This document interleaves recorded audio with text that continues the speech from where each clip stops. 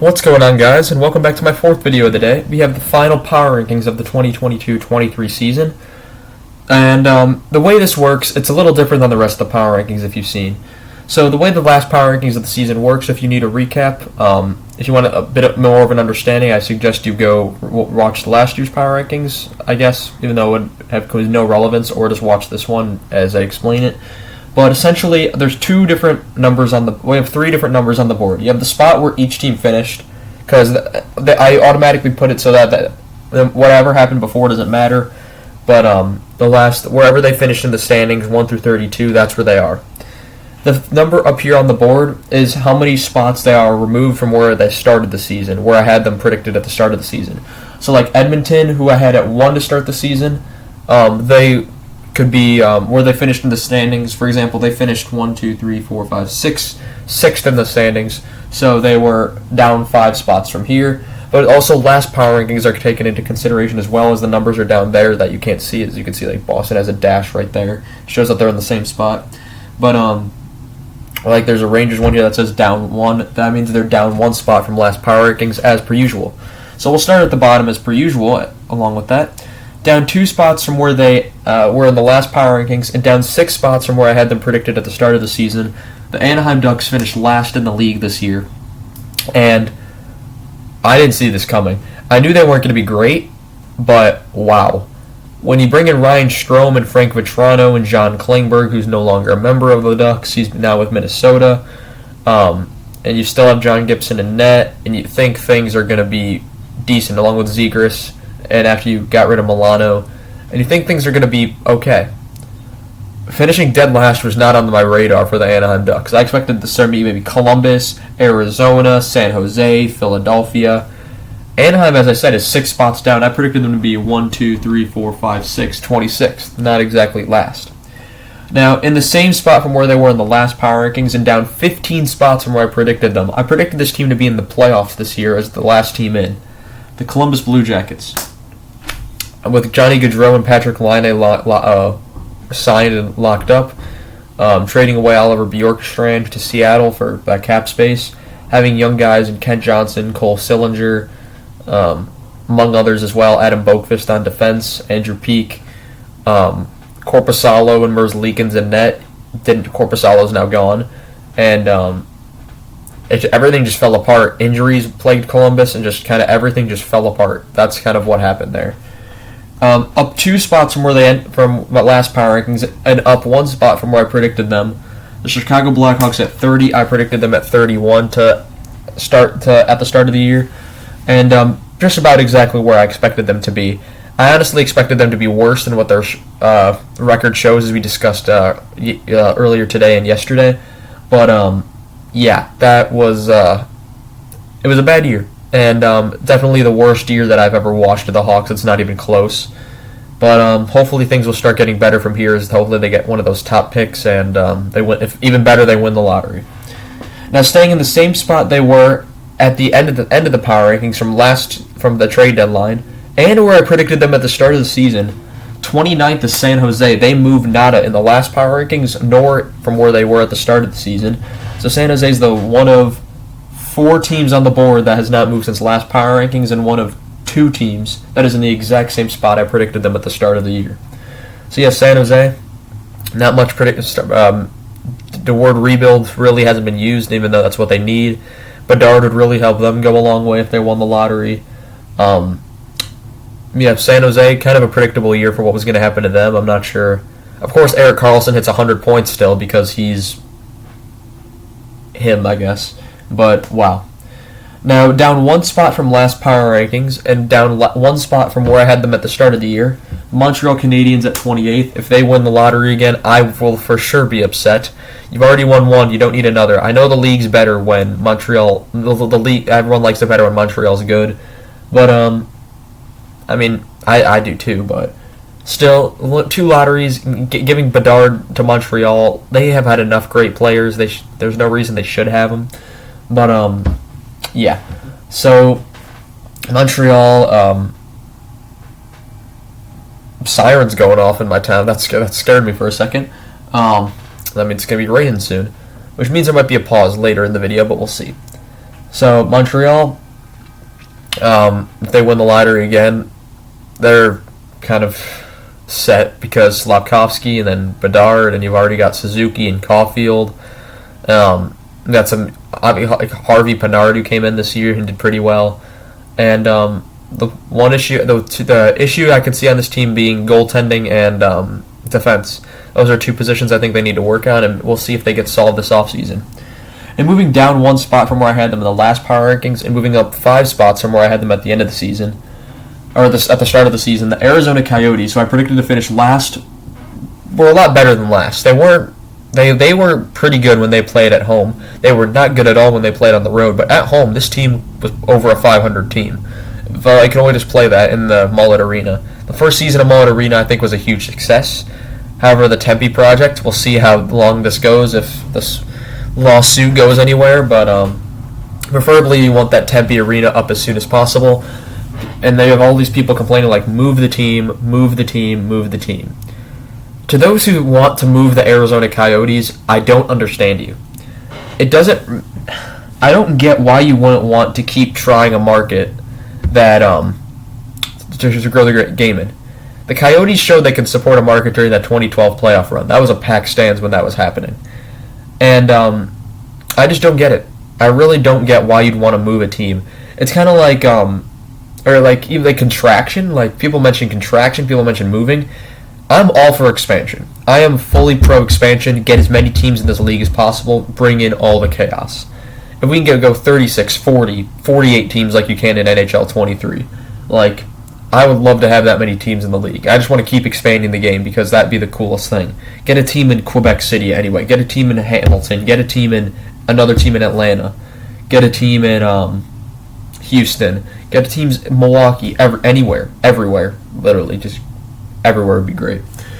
Now, moving down one spot from where I had them in the last power rankings and up 4 spots from where I had them at the start of the season is the mess that's the Philadelphia Flyers, whose team MVP must be John Tortorella and no one else.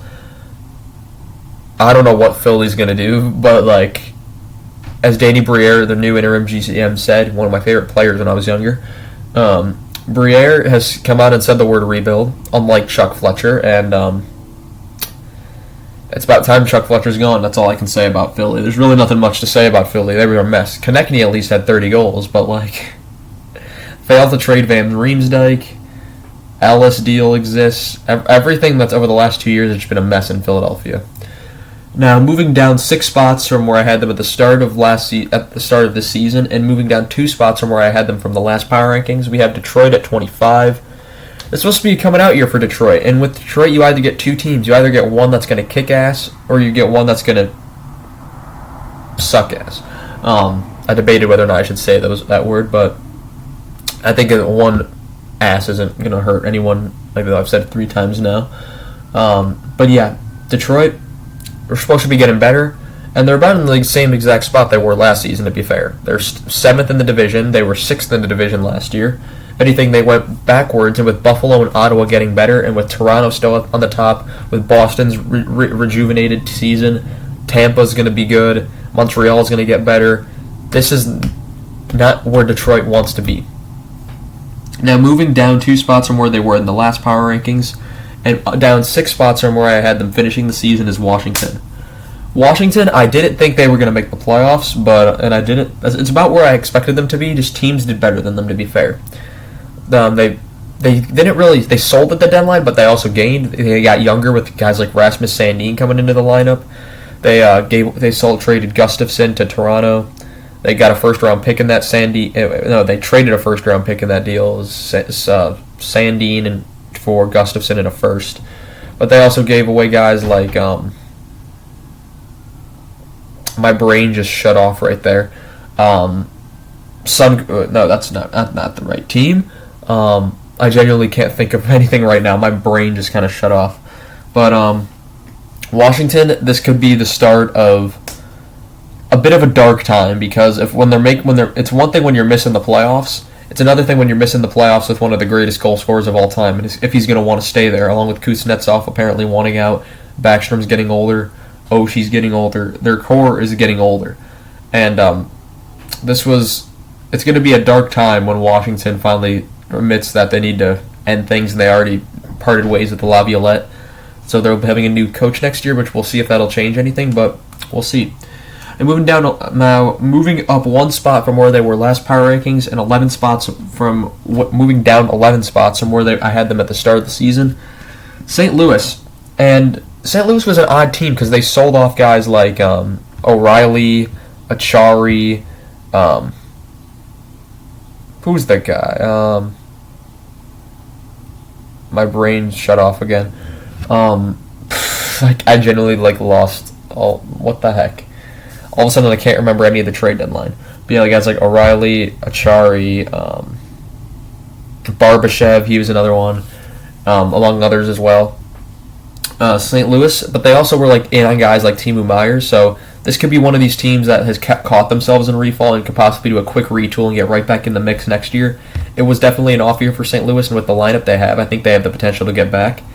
Goaltending is going to be a major part of that if Binnington can be what we've seen from him in the past. The season was a bit but we'll see. Moving up 6 spots from where they were last power rankings and down 12 spots from where they were at the start of the season, you have the Vancouver Canucks. If I can get this magnet. Come on. There we go. Vancouver. And in a similar situation, a team that said they were done with rebuilding, moving down 6 spots from where they were last power rankings and moving down 6 spots from where I had them at the end of last season, or the start of this season, we have Ottawa. Vancouver is a different situation. Vancouver is kind of a tire fire. They bring in a new coach, and they started playing better because they were also playing the worst teams in the league near the end of the season. And I'm not sure what team we're going to get next year. I mean, JT Miller was playing fantastic under Rick Tocchet. Of course, they were trying to trade Besser. They didn't end up doing it. There's some big contracts coming off next year, the Tyler Myers deal, so I think next year might be maybe we'll see if they attempt to move the Myers contract with 1 year left. Geez, I'm not having a good time speaking. You can tell I've done a lot of videos today. But Vancouver is going to be an interesting situation next year, because a lot of the people had them in the playoffs this year, and then it kind of was exactly what happened last year, where they had a rough start, and then the second half was somewhat decent, but not good enough. It was like Boudreaux all over again with Tocchet. And then Ottawa, they say they're coming out of a rebuild, and the problem is they weren't good enough to come out of a rebuild. Of course, they get Chychrun at the end of the season, showing their commitment to winning. They gave up their first-round pick to Arizona. So Arizona might have 2 picks, or they're going to have 2, one of them definitely a higher-up pick. Ottawa around a middle ground pick in a deep draft, so that's good for the Coyotes. But Ottawa, I think they'll be better back next year. I think they'll be better, and we'll see what they can do. And moving down 2 spots from where they were in the last power rankings, and moving up 7 spots from where I had them at the start of the season, Buffalo impressed me. Buffalo showed me that I think there is potential for them to be in the mix when they were this close this year.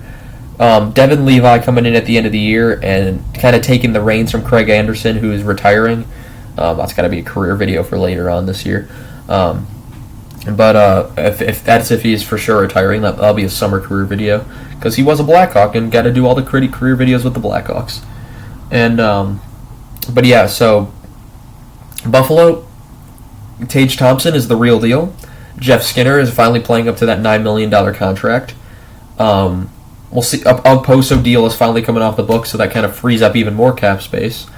And we'll see if they make a big splash this summer, because I think Buffalo might be in a sneaky position to possibly be a landing spot for Patrick Kane. If the Rangers don't re-sign him, he might come home to his hometown team. This is one of my 2 theories. He either goes, because I don't think he's going back to Chicago. The Rangers is a possibility. But Buffalo, he could go home and play in Buffalo, maybe sign a 2-3 year deal, see if they can get anywhere in the in that 3-year window. Don't trade away your future, but see if they can get somewhere in the playoffs. And by that 3rd year, when Kane's finally starting to possibly get older and fall off, we'll see Buffalo really emerge as an elite contender. That's kind of the way I see Buffalo right now, who's almost there but not there yet, and in terms of playoff contention. And moving down 5 spots and moving down 6 spots from where I had them, moving down 5 spots from last power rankings, down 6 spots from where I had them at the start of this year. The Pittsburgh Penguins finish in 19th, and first time since I was 2 years old that they missed the playoffs. The 2005-06 season, that was Crosby's first season, and theoretically I was actually 1 because 2005, yeah. But yeah, it's been a while since Pittsburgh's missed the playoffs. No Crosby or Ovechkin in this playoffs is pretty crazy. Hasn't happened once again since 2006. And yeah, Hextall, Burke, and the assistant GM have already been fired out of Pittsburgh. We shall see how this situation develops, who comes in for them. Mike Sullivan's going to help with the managerial duties, apparently, which either means 2 things. Well, to me, it does mean 2 things. 1, he's interested in managerial positioning, and 2, the blame's not on him. So we'll see how Pittsburgh develops if they come back next year. And it's kind of similar to Washington, where the stars are getting older, the core around them is old, and it's going to be a dark time when their time is done in those places. And moving down 1 spot from where I had them at the last power rankings, and moving down 9 spots from where I had them in the or start of the year power rankings, Nashville. And Nashville was simply a case of there are too many good teams right now, and we don't have the things to compete. UC Saros was the only thing keeping in this race right now. They barely made the playoffs last year, and their streak comes to an end. The 3 largest streaks, Pittsburgh, Washington, and Nashville, all came to an end in playoff streaks this season. And now Boston and Toronto, I think, each have 7 with the highest one. And then I think Tampa has 6, and it kind of goes off from there. But, excuse me. Whoa. That was weird. But yeah, Nashville, interesting. Very, I feel like I say that word a lot because I've run out of adjectives. But Nashville situation we'll monitor closely because they're in the Hawks division. But I don't really know what to say for them because they kind of just got beat by teams that were kind of better than them. Colorado, Minnesota, Dallas played much better than expected because they finally put all their pieces together. Then you had Vegas and Edmonton. Vegas was finally healthy and they had a good season. Edmonton has the 2 best players in the world. LA is developing into a contender. Winnipeg probably should have been Nashville's spot, but Nashville couldn't catch up to them when Winnipeg was falling. And Seattle came out of nowhere. So that's kind of the situation Nashville was in, so I kind of give them a little leeway there. Now moving up 4 spots from where they were last power rankings. This is why they get weird and why there's an asterisk here and an asterisk here. Moving down 9 spots from where I had them at the start of the season. The Florida Panthers make the playoffs in 17th. This didn't happen last year. The top 16 teams made it in the playoffs last year, so I didn't know whether I should put Florida in the 16th or 17th spot. I decided I'll go with just regular season standings. So that also means we'll bring in Calgary, who also moves up 4 spots, but is down 11 spots from where I had them finishing. Florida and Calgary, and if it was the old way, Calgary would be in the playoffs, Florida would not. And by old way, I mean about 40 years ago, so it's a bit of an old way. But yeah, Florida is in after winning the President's Trophy. They finished 17th, and they barely make it in on the last day. Or not last day, they already clinched, but it's between the Islanders and Penguins, and they end up getting the second wild card. So they get to play Boston. And Calgary, what a disappointment to miss the playoffs. You bring in Kadri, Huberdeau, and Weegar. I mean, this can't be stated enough. You think you have all these pieces after losing Kachuk and Gaudreau, and now you're worried about Lindholm and Backlund saying there's no comment committing to where they're going next if they'll re-sign next season. But so Calgary is going to be, if it wasn't a boiling pot last season, it might be an even bigger one this season. We'll see if Daryl Sutter sticks around. That's going to be a interesting, bigger factor than I think some people will think about. But yeah, so now we'll move into the teams that are fully in the playoffs. But first, I'm going to grab some water. I'll be back in a moment. Sorry about that. My voice was getting a bit dry and I needed some water. So yeah, moving up 4 spots and 8 spots up from where I expected them to be at the start of the season. In the playoffs, the New York Islanders, a similar situation to moving up 2 spots from where they were last power rankings and 11 spots from where they were at the start of the season, the Winnipeg Jets. 2 very similar scenarios. I predicted both to finish at 6th in their divisions at the start of this season. They both finished 4th in their divisions. They both get wild card spots, and both kind of going in opposite directions. The Jets at this point were kind of falling off. Whoa, my screen froze. That scared me. I did not want to redo this. So Winnipeg is kind of falling off, and there was a questioning of the blow up of the core by the end of the season. Islanders were on their way up, and having a slow start to the season, they caught up to Pittsburgh and Washington and passed all them, and were able to make it into the playoffs after missing it last season. So it was a bounce back after last season, what many people predicted to be a fluke ends up being right. So congrats to the Islanders for overcoming that. Congrats to Lane Lambert for taking over for Barry Trotz and doing well for someone that's I've never even heard of before this season. Now, moving down 6 spots from where I had them in the last power rankings, and moving down 7 spots from where I had them at the start of the year. The Tampa Bay Lightning. The Tampa Bay Lightning were not playing well the second half of the season. They had a slow start to the season, and they also had a slow end of the season. The middle ground was where they were most consistent. And going up against Toronto, we'll see if they can kind of flick that switch into playoff mode. They've played a lot of hockey over the last 3 years now, especially Cup Finals appearance. And we'll see if they can get back there. If they can win 3 Cups in 4 years, it's still possible for a dynasty, but it's a lot of hockey. This team's probably gassed already, and maybe that's why they're not performing. They're trying to save their energy for the playoffs. And we'll see if they can go back-to-back against Toronto and beat them, which we'll go over in series previews and stuff like that. Now, number 12, one of the 2 biggest surprises of the season, Seattle Kraken moving down 2 spots from where they were in the last power rankings, however, moving up 9 spots from where I had them finishing. I expected them to be better. I did not expect them to be this much better. And Seattle with 100 points make their ever first playoff appearance. Not expecting them to go far. This is just their first taste of the show. And they don't even have their youngest. Matty Beniers is only 19, 20 years old. Shane Wright is not even 19 yet. So the future is bright in Seattle. And they still have cap space. That's also a big thing. They still have cap space. Andre Burakovsky's going to be not with them to start the playoffs, but hopefully he can get healthy. But Seattle, definitely an impressive season for them. Now, moving in the same spot from where I had them last power rankings and moving up 6 spots from where I had them at the start of the season, the Minnesota Wild, even with all those cap penalties, they found ways to win. Matt Boldy is a star, and he's only going to get better. I think he had 31 goals at the end of the season.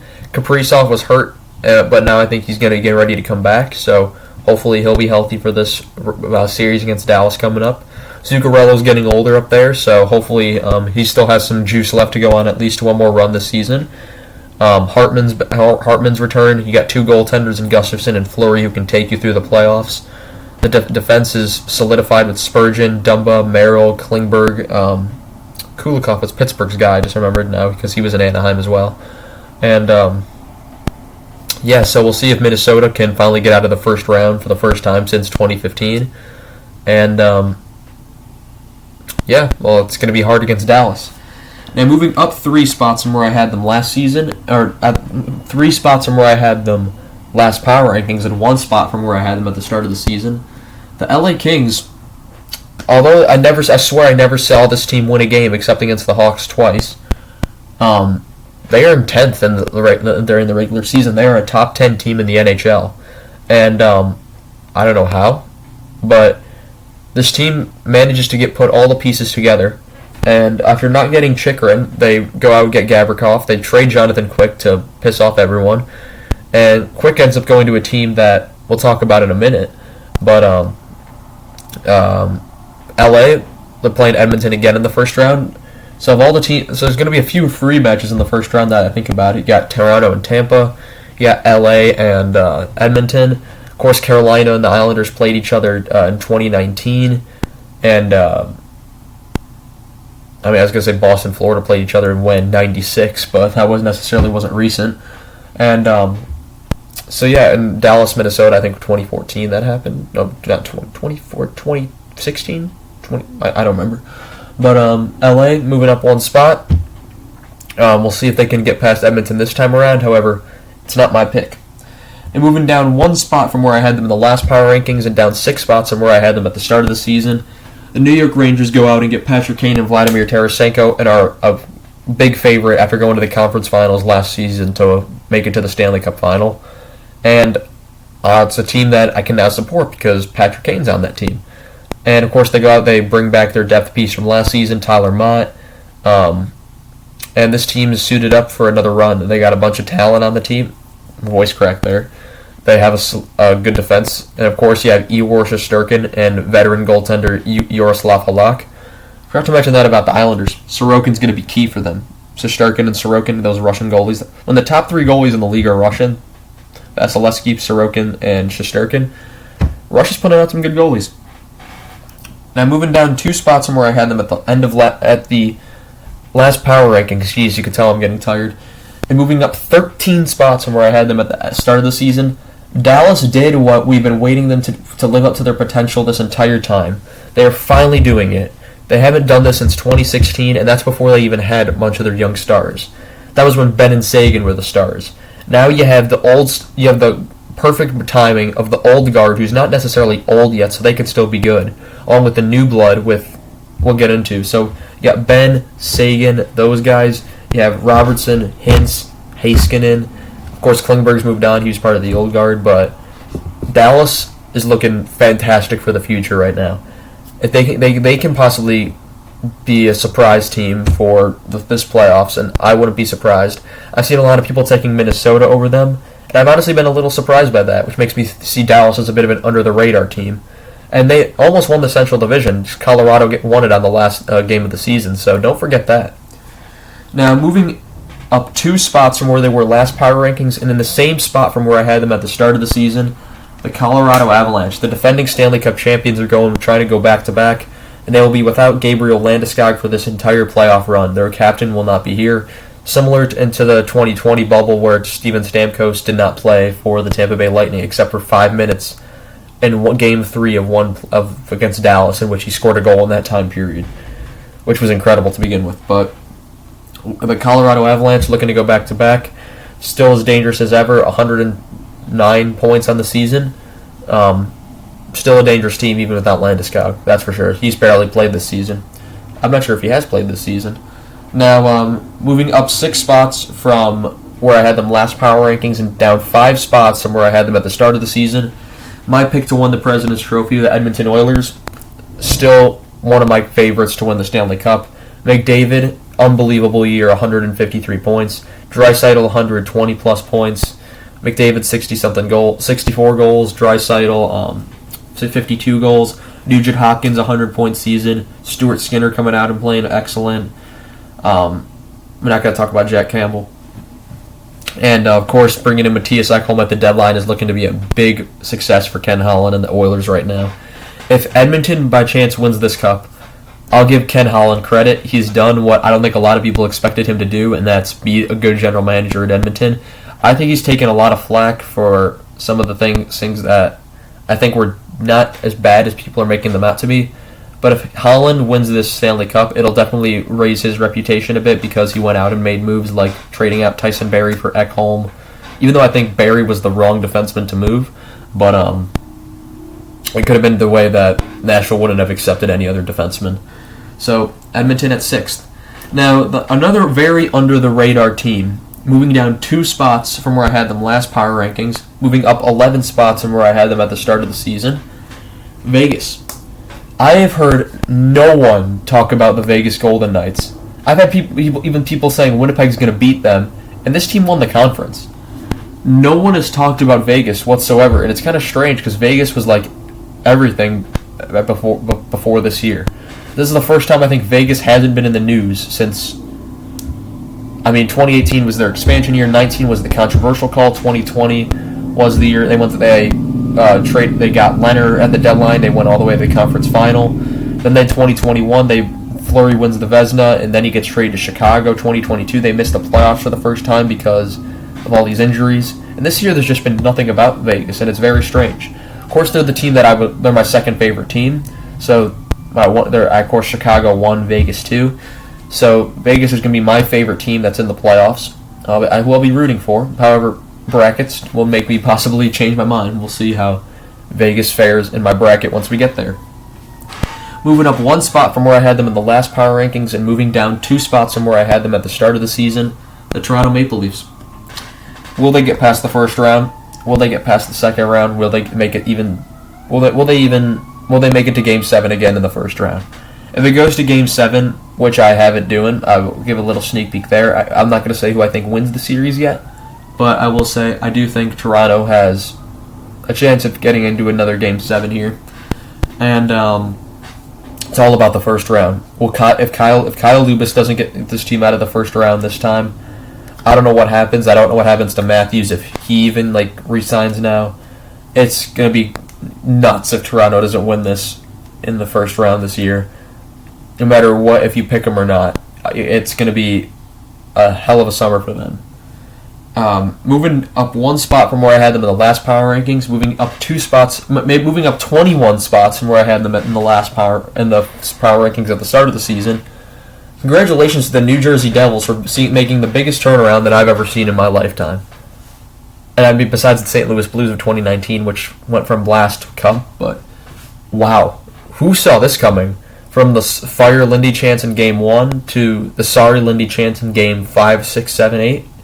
To being in the contention for the division lead on the last day of the season. The Devils did finally realize their potential. Jack Hughes is a superstar in this league. Nico Hischier is a star in this league. Dougie Hamilton is a fantastic offensive defenseman.